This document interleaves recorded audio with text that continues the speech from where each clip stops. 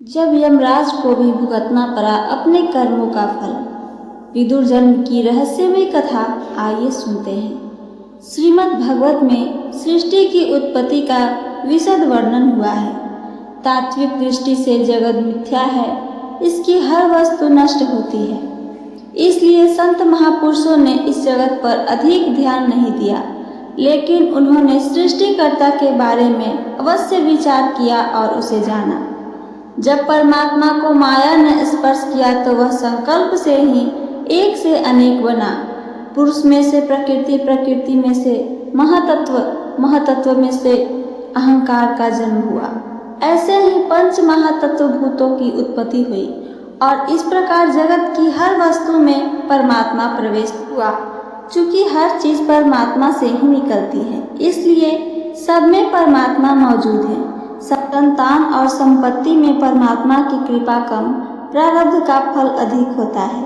इसलिए जब विदुर जी मैत्रेय ऋषि से मिले तो ऋषि ने उनसे कहा, विदुर, तुम कर्म और प्रारब्ध के कारण मनुष्य रूप में हो।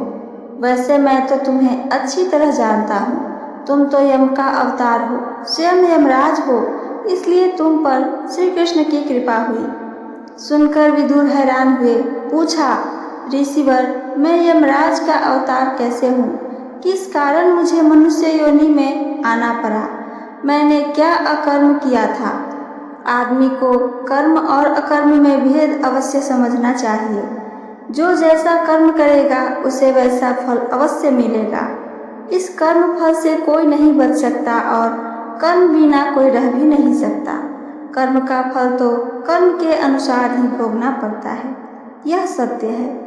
मैत्रेय जी ने विदुर से कहा, मांडव्य ऋषि के श्राप के कारण ही तुम यमराज से दासी पुत्र बने। एक बार कुछ चोरों ने राजकोष से चोरी की। चोरी का समाचार फैला। राज कर्मचारी चोरों की खोज में भागे। चोरों का पीछा किया। चोर घबरा गए। माल के साथ भागना मुश्किल था। मार्ग में मांडव्य ऋषि का आश्रम आया।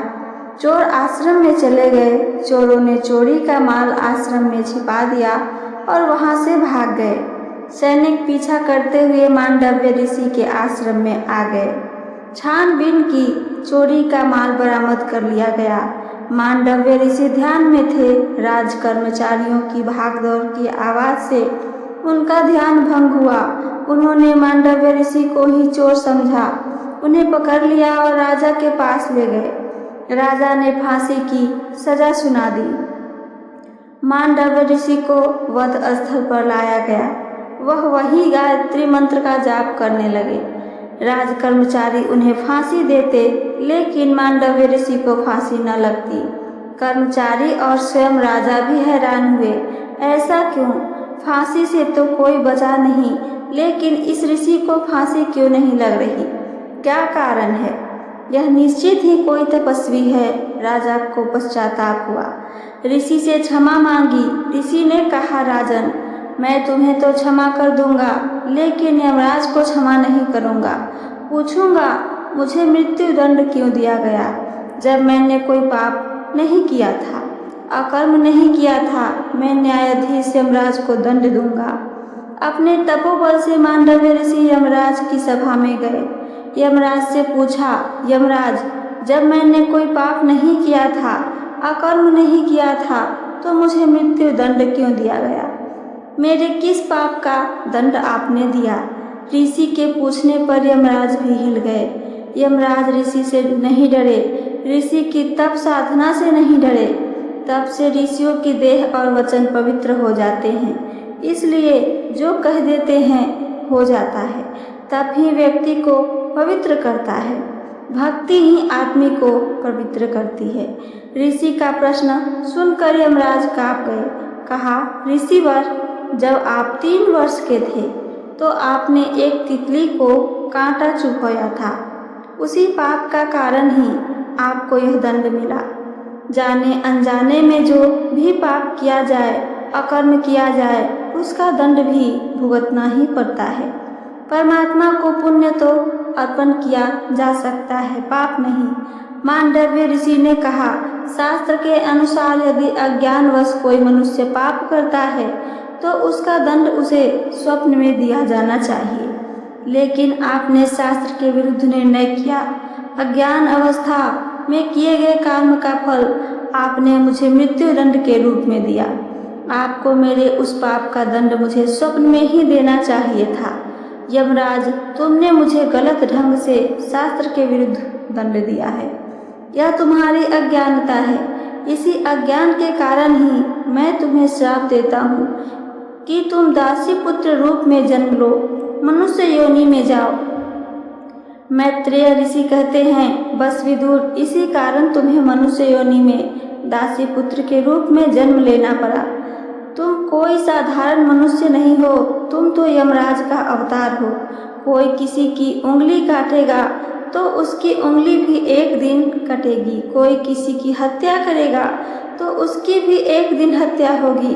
बचपन में ऋषि मांडव्य ने तितली को कांटा चुभोया था, इसलिए सूली पर चढ़ना पड़ा, और यदि तितली मर जाती तो ऋषि को भी मरना पड़ता।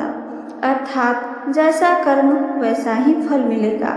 देव से भूल होने पर उसे भी मनुष्य बनना ही पड़ता है, और यदि मनुष्य भूल करे तो उसे 4 पैर वाला पशु बनना पड़ता है, और फिर न जाने 84 लाख योनियों में क्या क्या दंड उसे भुगतना पड़ता है।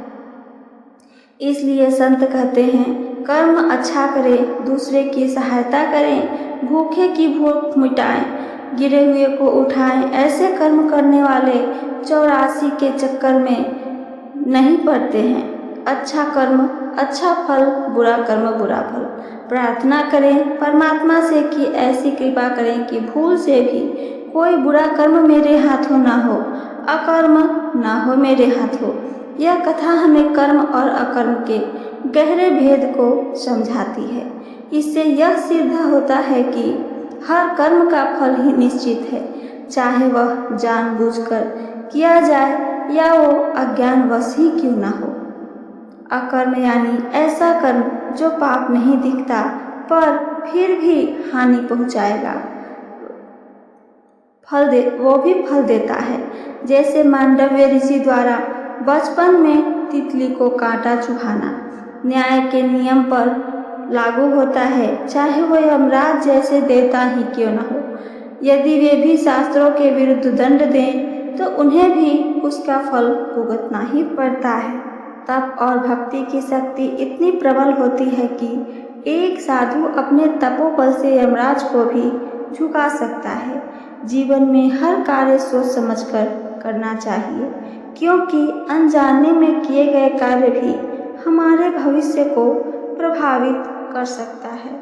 उससे हमें अगले जन्म में उसका दंड मिल सकता है।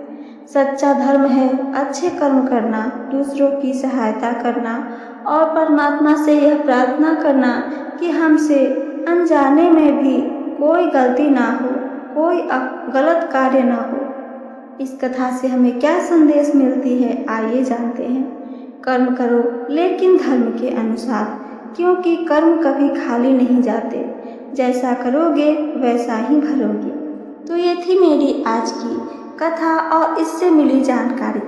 अगर मेरी कथा आप सबको पसंद आई है तो चैनल को सब्सक्राइब करके वीडियो को लाइक करना ना भूलें। साथ साथ अपना एक प्यारा सा कमेंट करके हमें ज़रूर बताइए। सुनने के लिए धन्यवाद दोस्तों। हर हर महादेव।